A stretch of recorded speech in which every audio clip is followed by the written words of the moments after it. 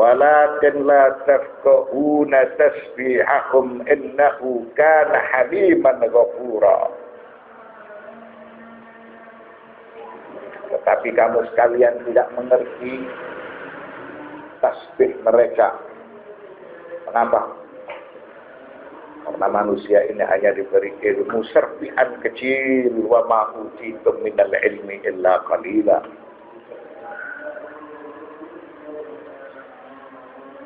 Sesungguhnya dia adalah Maha Penyantun lagi Maha Pengampun.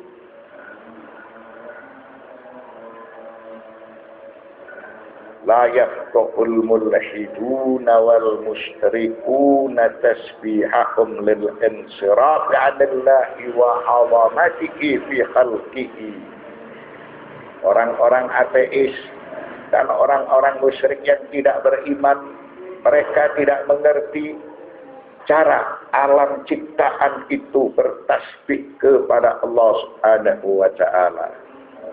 Mengapa mereka tidak mengerti? Karena orang-orang ateis dan orang-orang musyrik berpaling dari bukti-bukti yang telah dipaparkan oleh Allah Subhanahu wa ta'ala. Berpaling dari keagungan Allah Subhanahu wa ta'ala. Aw liqasrin nawari an idraki ma fil kauni min ajaib wa asrar.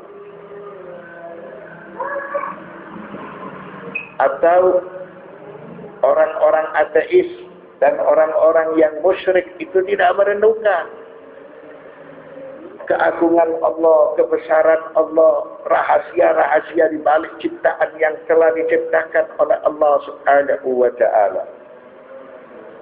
Begitu juga keajaiban-keajaiban yang ada di alam ciptaan.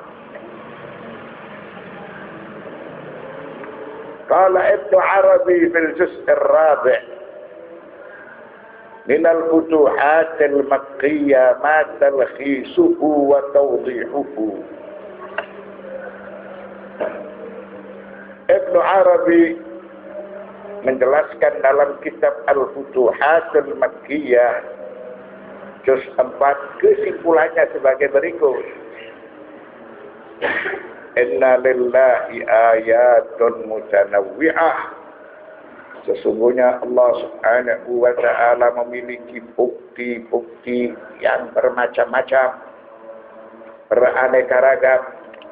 Minha ma yudraku bil aqli. Bukti-bukti yang telah diperlihatkan oleh Allah, tanda-tanda kebesaran Allah itu ada kalanya bisa diketahui melalui akal. Maka dengan akal manusia menemukan Tuhannya, mendapatkan kebenaran Tuhannya. Wa minha ma yudraku bis sam'i. Di antara bukti-bukti yang telah diperlihatkan oleh Allah Subhanahu wa ta'ala, apa yang diciptakan olehnya itu bisa diketahui melalui pendengaran. Nah, pendengaran ini pada suatu saat dia bisa mendengar sesuatu yang jelas dan dia bisa mendengar sesuatu yang tersembunyi. Wa minha ma yudraku bil basar.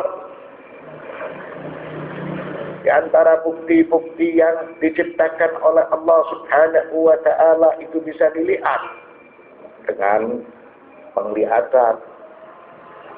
Sehingga manusia diperintahkan untuk melihat langit serasi.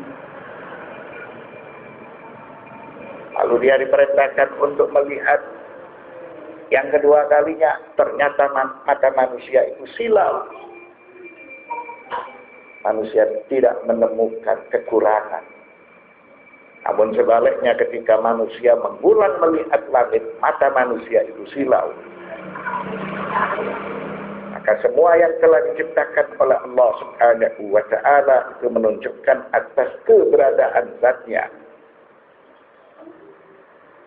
Pada suatu saat ciptaan itu bisa diketahui melalui akal. Ciptaan itu bisa dikenal melalui pendengaran. Ciptaan itu bisa dilihat oleh mata penglihatan manusia. Sehingga itu semua menunjukkan atas keberadaan zatnya. Bahwa dia adalah zat yang sempurna secara mutlak. Wa 'alal insani an yasta'mila hadhil adawati lima'rifati ayatillah allati dzakaraha fi kitabih. Maka manusia harus mensyukuri perangkat-perangkat tersebut berupa akal, pendengaran, penglihatan, begitu juga kulit untuk meraba, supaya manusia mengenal kebesaran Allah Subhanahu wa ta'ala sebagaimana yang telah dijelaskan di dalam kitab sucinya. Wa mata alima wa amana biha wa amila bimujibiha kana min ahlil Qur'an wa ahlillahi wa khassatihi. Setelah manusia mengetahui, manusia percaya, dan manusia mengamalkan semua yang telah dijelaskan, dipaparkan oleh syariat, oleh agama, oleh Al-Quran, maka dia tergolong Ahlul Quran. Dan dia tergolong Al-Khawas, karena dia sudah mengenal kepada Tuhannya.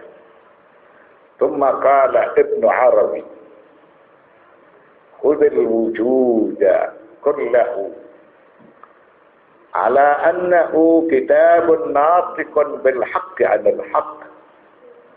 Jadikanlah alam semesta, alam wujud ini sebagai kitab suci, sebagai kitab yang bisa memberikan penjelasan, kitab yang bisa memberikan keterangan, yang memaparkan bahwa dia itu pencipta, dia itu ada, dia itu maha perkasa, dan dia itu sempurna secara mutlak. Wa hadza ka qauli ahad al-'arifin, inna lillahi kitabaini ahaduhuma yantiqu bilisanil maqal wa huwa al-Qur'an wal akharu yantiqu bilisanil hal wa huwa al-qaul. Maka ini juga sesuai dengan ucapan orang-orang yang membidangi di dalam masalah irfan, bahwa Allah Subhanahu wa ta'ala itu memiliki dua kitab. Yang pertama, kitab itu bisa memberikan keterangan, kitab itu bisa memberikan penjelasan, apa yang disebut bisa bermakal. Apa kitab tersebut? Adalah Al-Quran. Anda bisa membacanya, Anda bisa mempelajarinya, Anda bisa merenungkannya. Yang satu lagi, kitab itu berupa alam ciptaan.